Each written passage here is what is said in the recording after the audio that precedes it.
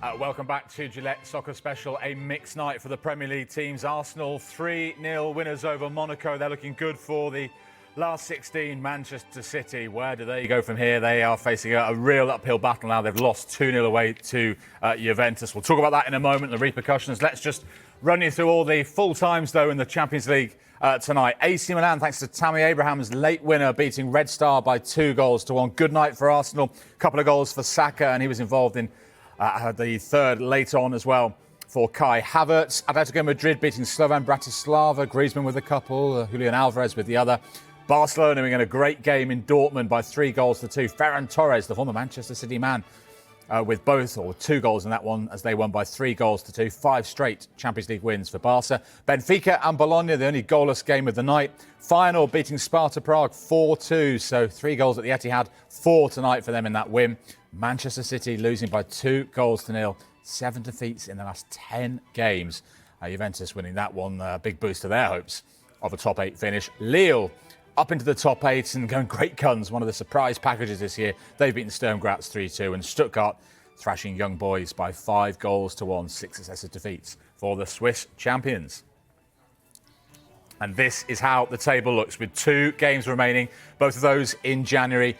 Looking very good for Liverpool, all but they're on 18 points. Remember, the left-hand column all qualify automatically for the last 16. Barcelona, Arsenal in third, one of a number of teams on 13 points, along with Leverkusen, Aston Villa, Inter Milan, Brest, who were an amateur club not that long ago, and Lille.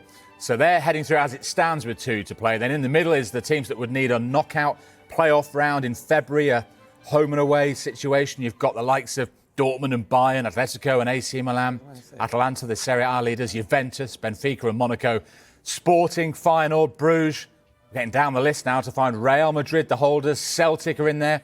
Manchester City have dropped to 22nd. PSV and Dinamo Zagreb, all those sides just 1 point above the elimination zone, where you once again find PSG. And who do they play next? In Paris in January, Manchester City. That will be huge for both those sides. The losing team in that one will go into match day 8 in danger of possible elimination at the first hurdle. PSG, the biggest side in that column on the right-hand side there. So that is the state of play with 2 games to go in the Champions League. I almost can't quite believe, Lee Hendry, you can see Manchester City, the Premier League champions, actually in danger of possibly falling at the first hurdle in Europe. What went wrong tonight specifically? Do you know what? The more I watch them, I find they're really predictable in the way that they approach games. I think that's where teams are sort of figuring them out. I think Juventus are Juventus. You know, they haven't scored many goals, don't score loads of goals. They defend well. You know, they make it hard for teams and they counter-attack. And if I was Ruben Amorim watching that game tonight, I would try and literally carbon copy what Juventus did. I really would. I'd make it hard. I'd force balls out wide, because what's the point in having the likes of Doku on the pitch if he's not going to deliver crosses in the box? I'm watching the game and they're 2-0 down and they're still trying to look for that little perfect pass. The confidence it's just not there for them to do that. Get back to basics, get your fullbacks getting high up the pitch, give the support, but let's put balls in the box. Let's try something a little bit different that's going to break a side down. Juventus loved it. Any balls that was chipped in behind, they're heading balls, they're jumping around like there's, like they've won the game already. And then you flip it to the way that they counter-attack Juventus, and that's where there's always a danger. And I don't even think Juventus were that great. They just dug in, they worked hard, they made it hard for them at times, they forced it out wide, and it suited them. Once that goal went in, it was like game over. I said to Merce, they won't get a goal here, because I just couldn't see where they were going. They bring on Nunes. I don't know why. I don't know what he brings to the side. I really don't. And that's not being harsh to him, but he brings him on out wide. What is he going to do? He's not going to run by someone. He's not going to pick someone out. And then Savinho comes on and does absolutely nothing. Grealish goes off. It was one of them performances that I just felt was predictable. And I think that the longer this run goes on, I think it's the harder it's going to get for them.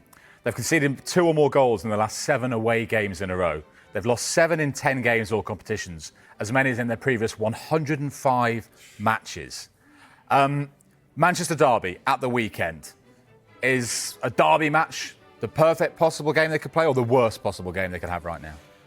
I think being at home could be tough for them because I think everyone's starting to look at City like they have done in this horrible run that they're on and think that they can go and get something. You know, Ruben Amorim's had a win against him, hasn't he, in the Champions League? So he's going to know what he's coming up against. I'm not sure he's going to know the feeling of that Manchester derby, but listen, as I said, if he can be compact and be hard to break down, I think they've got a threat in behind, which we know what these derby games can turn out to be. You know, they can be tight. It can be one goal that can go and win it. And I think United will go into the game thinking, well, you know what, the pressure's on City. So I think it'll suit Man United going there. I still think City will beat them, but I've been saying this for the last few weeks, and unfortunately, they haven't been producing. Merce, it's not a couple of games now. This is a bigger sample size of Manchester City losing games. And you know, you've all been saying the confidence has gone in the players. We keep saying, oh, Pep Guardiola, look what he's done in the game. He'll find a solution. He'll find the answer. We're 10 games into this run now. Are you starting to wonder whether he will find a solution? Yeah, I am. You know, I'm just saying to the lads, if you was on holiday and you was reading a book and it said Man City, when you're reading it, win 1 in 10 and lose 7, you'd throw the book in the sea. You'd go, oh, who's making this up? I mean, it's mind-blowing. I mean, who would have ever thought this in their wildest dreams? You know, but a couple of players here and there, I don't know. It's a big turnaround. I said the other week, I said it on Super Sunday, this will be his biggest success if he wins the league this year with this team. This will be his biggest success, in my opinion, because where they are at the moment, it is low. It's low, and he's got to pick these players up. And I know it's a Manchester derby, but without being horrible, this hasn't been their biggest game over the last few years. Now, all of a sudden, this is a huge football match. Let's have a word with you about the game you watched tonight. Very different emotions at the Emirates. A 3-0 win for Arsenal. They're looking good for that top 8 finish. What did you make of the performance tonight? Solid, good. I mean, there'll be a lot of proud people at Arsenal tonight, but the academy people at Arsenal to bring people through like Saka, Lewis Skelly and Wanyeri, you know, young kids playing in Champions League, especially when you're talking about a team of this magnitude, Arsenal. You know, it's hard now, and to do that, they should be very proud of themselves. They both play. You wouldn't know they were kids. Yeah, honestly, Lewis Skelly gave the ball away once just before he come off, and he was unlucky with that. And then Wanyeri comes on and just plays and gets on the ball. Yeah, real credit. You know, done really well. There'll be a lot of proud people there, and fair play to them. Comfortable win, good night's work. And a clean sheet for a defence that was a long way off their first choice.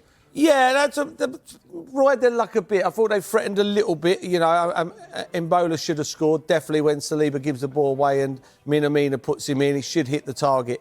But bar that, didn't really open Arsenal up. So it was a good night. You know, it's Champions League. You know, people will be watching Arsenal now. You know, when you're looking in Europe, you look at results.